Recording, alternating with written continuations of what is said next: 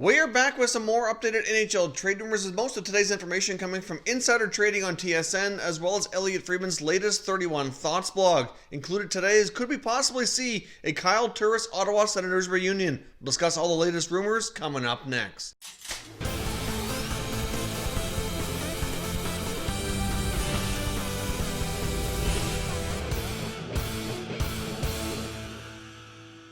So welcome back here to Top Shelf Hockey. As I mentioned, we have a variety of NHL trade rumors to discuss here today. And I first of all want to get started with some potential defensemen who could be on the trade block, mainly from teams like Carolina and the Buffalo Sabres. Now, both of these teams are teams we've discussed in the past. They both have an abundance of defensemen, especially in Buffalo's case. They will have more here once they get a few more guys back off injured reserve, like Marco Scandella and Zach Bogosian. Of course, the Sabres have been very patient because they've gotten off to a really solid start. They've been winning lots of games, doing incredibly well. So clearly they're not under any pressure to make some moves. But at the same time, once they get all these guys healthy, they are going to have way too many players on the roster and have a little bit of a salary cap issue to get everybody activated. So a move will likely need to be made sometime here in the near future. Of course, Marco Scandella is the most likely defenseman to be traded.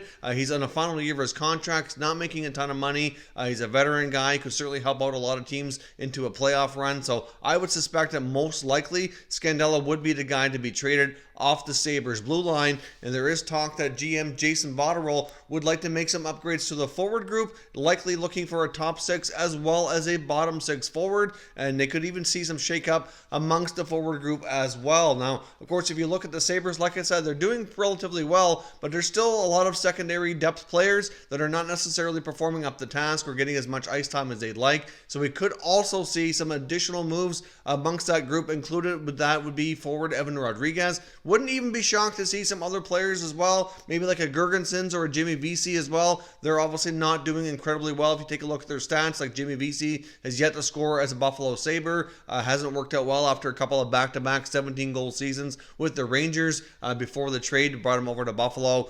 So it's not a huge surprise to find out that Botterill would like to make some upgrades to the forward group, especially considering how well they're doing. Imagine how much better they could possibly do again if they had a little bit more balanced attack amongst the forward group there. So I would not be surprised to see the Sabres try to use their depth on defense to make some forward upgrades, as well as some extra forwards, and possibly be moved out as well for some more additional depth for the playoff run that they're hoping to go on here, assuming that they don't have an issue like last year where things really fall off and they end up missing yet again. But so far, the Sabres look like they're for real, and we'll see how they make out here as time goes on. Now, as I mentioned, the other team that's likely looking to move some D would be the Carolina Hurricanes. Now, we saw them trade veteran defenseman Justin Falk ahead of the season getting underway. And now there's additional talk that they're still willing to make some more moves on the blue line because they have a lot of guys back there who can play. They have some players in the minors like a Jake Bean, for example, looking for more opportunity. And Darren Dreger reported on Insider Trading that the two most likely players that they would be interested in moving would either be Trevor Van Riemsdyk or possibly even youngster Hayden Fleury. Now, Hayden Fleury was a high draft pick quite some time ago, has really had a hard time meeting expectations in Carolina and finding himself on a regular playing time in the NHL. He did pretty well in the American Hockey League level during his time there, but of course both of these players would require waivers to go down to the minors, and the Hurricanes know that if either of them go on the waiver wire, the odds of them being claimed are pretty high, so therefore they more than likely would not want to go down that road. They'd probably prefer to make a trade. Now, the Hurricanes are playing pretty well as well, and a lot of their top players are certainly having pretty decent seasons. It's expected that they would like to have a top 9 forward in return for one of these defensemen, maybe even a prospect as well. Just depends on the nature of the deal. Of course, there was also talk earlier that the Carolina Hurricanes were very interested in Edmonton Oilers forward Jesse Puljujärvi, who's playing over in Europe. Of course, they have a lot of players from Finland on the Hurricanes roster that he very well could fit in well with, and it could be a good match there. So I guess we'll see. I know the Oilers are certainly not really sure based on the latest reports if they're going to trade Puljujärvi or not. Of course, we are only a few weeks away now from that deadline of him having a contract to be able to come back and play in the NHL for this season. So, of course, if he's not signed by December 1, then he will remain playing in Europe for the remainder of the year.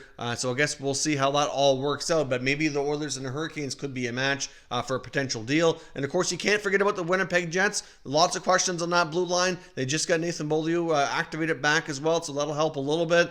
We talked about the Dustin Byfuglien situation on a few occasions recently with all the new revelations there. It doesn't look like that's going to end well, even if Byfuglien gets healed up and wants to play. Will he want to play in Winnipeg? They're kind of in a situation where they're not really able to do a lot because of his potential contract and cap hit that, it's not really sorted out. So they're in a tough situation, but I think the Jets would be a perfect team to talk to either of these guys about potentially acquiring one of their D, but they're going to have to wait a little while and get some stuff sorted out with Byfuglien before they can really better predict their cap situation by the deadline. Now, as I mentioned off the top, could we possibly see a Kyle Turris reunion with the Ottawa Senators? According to Elliot Friedman, he doesn't believe it's going to happen, and he's been told it's not happening. But the Senators have been doing some scouting lately, and GM Pierre Dorion was part of that, scouting the Predators as well as the LA Kings. There could be numerous reasons for that, but of course, it's no secret that David Poile wants to trade Kyle Turris. Now, Turris has gotten off to a better start this year. He's had more time to play at the center ice position, with Duchesne getting some time on the wing. So that's been a better fit, and he certainly had a more productive start to his NHL season, which is certainly not going to hurt in increasing his value in a potential trade. But I do think longer term, it still makes a lot of sense for the Predators to try to move him. They have more than enough players who can play center ice. They have plenty of depth in that position, and they do have, they're tight up against the cap in that sense as well. So a Turris trade still makes sense. Now, of course, as the season goes on, depending on how everything goes in Nashville, maybe they hold off on it because a lot of these guys are not pending unrestricted free agents in that position, at least for the center iceman. Many of them have longer term deals, so making a trade is not an absolute must, but it depends on where else they'd like to add to their team for a playoff run. And as we know, the Predators realize their window is still open and likely are going to try to make some additional moves to try to go for it and get back to the finals like they did a couple of years ago. But we'll see what happens now. I know when Kyle Turris left Ottawa, it was not really on the greatest of terms. They were trying to negotiate a contract extension, which did not go well, which is why he was involved in the trade, which landed that Matt Duchesne, of course, now they're teammates in Nashville. And I know Turris, as well as his spouse, had some, not the most friendly things to say about their time leaving Ottawa and how things ended, the ownership, etc. I would be extremely surprised if the Senators were able to reacquire Turris. I know he doesn't have a no trade clause, so he wouldn't really have any say in the matter, but it doesn't mean that he wouldn't kick up a fuss and not report, or something could still go wonky with that deal. So I don't really see it happening, but there has been some talk with the Senators looking at the Predators games that maybe they were thinking of that, because obviously it makes some sense for the Senators to have some veteran guys around for the rebuild. Turris could have been a big part of that. It's a reasonable contract if he can produce the way he did when he was there before. But at this point, I'm not really sure it really any longer makes sense. And I guess we'll see what happens with Turris in Nashville. But I don't think a reunion with the Ottawa Senators is imminent in any shape or fashion at all. Now, in the latest 31 Thoughts blog, Elliot Friedman does go on to talk a bit about the Colorado Avalanche, and he feels that they're a very likely team who could go big game hunting, was his choice of words. So obviously they got off to a really good start, and they're also battling some injuries with Captain Gabriel Landeskog and Mikko Rantanen both having injuries early in the year, so they're going through some adversity, but they're still getting the job done for the most part and still getting pretty decent results. The Avalanche more than likely will definitely be a playoff team here, and it just depends on how high things can go. Personally, I think the Avalanche have an excellent shot, at potentially even winning their division if they can stay healthy and keep playing the way that they're capable of with this young group of players.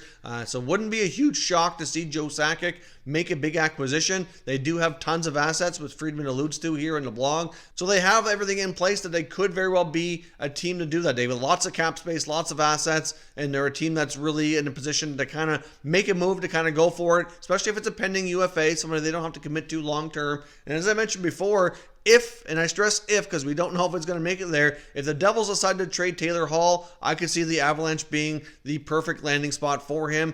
With that young group of forwards, he'd fit in incredibly well.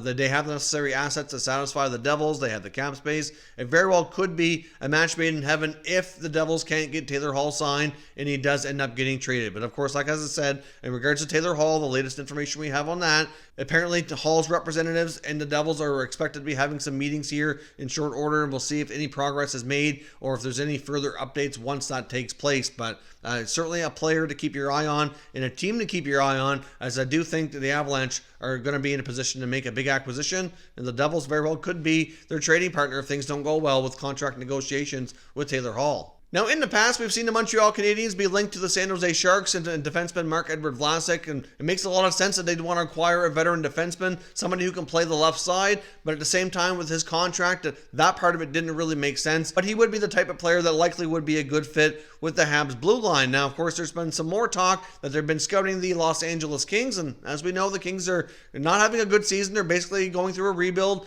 And another defenseman that they very well could be taking a look at here would be veteran Alec Martinez. Now, he's 32 years old.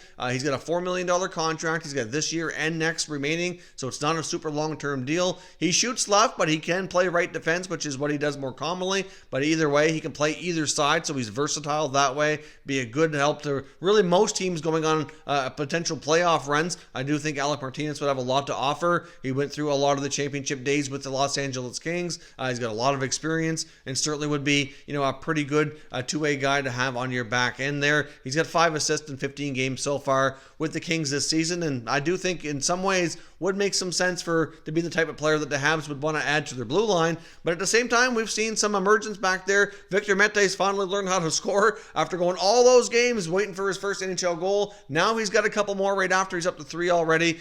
So with him playing better, it certainly kind of takes the pressure off a little bit to add to that blue line. They've got Cale Fleury playing back there as well, but they likely would want some more experience if it's looking like they're going to be a playoff team, and I do think Montreal has a decent chance of being that, so it does make some sense. So we'll see what happens. So we'll see if that's indeed what they're having a look at, since the Habs scouting staff has shown up at some Kings games recently. Now, staying with the Kings, was also revealed here as well that a couple of their veterans, Anze Kopitar and Drew Doughty, have had conversations with Rob Blake during the offseason to kind of give them a plan and make sure they're on board here with the rebuild, since they have some big time, mega long-term contracts under their team leaders. So really, he needs to have them on board to be a part of this process. Otherwise, he could consider trying to move them, which would not be easy because of the ticket price that comes with them. But at the same time, I do think they would draw some attention given their experience and past results here. But they do seem to be on board and down with being a part of this LA Kings rebuild. I know a few other players, though, that likely will not be part of that rebuild would be a couple of forwards like Tyler Toffoli and Kyle Clifford. Now, Kyle Clifford's a player who can play with some grit and sandpaper, be a solid bottom six guy. He's been a part of some championship teams, so he knows what it takes to win. And I do think there's going to be a lot of teams taking a look at him as we approach the NHL trade deadline. We don't have any links to a specific team here as of yet, but given the fact that he's a pending UFA and everything he can bring to the table, I would be quite surprised if the Kings decided to re-sign him and keep him a part of the rebuild. They have a lot of other younger players I think they'd like to give some more playing time and more opportunity to, and it would only make sense for that to happen, for him to be moved out. Now, staying with Tyler Toffoli, there's been more reports and more rumors, more links to the Boston Bruins being very interested in the 27-year-old forward, of course, who's not having the best years, been a healthy scratch, but in the past, he's a proven winner, got some Stanley Cup rings with the LA Kings. He can be a 20 to 30 goal guy in the past, and as we know, the Bruins are really chugging along quite nicely, but they're not getting the necessary secondary scoring to kind of keep that sustained throughout the whole year. I mean, what if they were unlucky enough to have an injury with the top line, or if they did cool down, they could be in trouble, like I said before. I think the Bruins are, an excellent team. They're in excellent shape. They're one of the top teams in the NHL so far this season. I would certainly rank them as being probably in the top 3 or 4 teams that could be a Stanley Cup contender so far early in the NHL season. But I really think for them to have the odds go even greater and get back to the final and have a better shot at winning, the secondary scoring definitely needs to be improved. So could we see the Bruins make a move to acquire a player like Tyler Toffoli from the Los Angeles Kings? I do think it's quite possible, but I think there's other players they're out there likely looking at as well. But the rumors seem to keep coming up that the Bruins are interested in this player, so we'll see if a deal ever gets made. So let us all your latest NHL trade rumors for today. Of course, as always, we'll know your thoughts, your opinions, and everything discussed down below in the comment section, and we can continue the conversation. If you're new to the channel, consider subscribing and turning on your notifications so you don't miss any future content. And give this video a thumbs up if you enjoyed it as well. I'd appreciate it if you did. As always, thank you for watching, and I will catch you next time.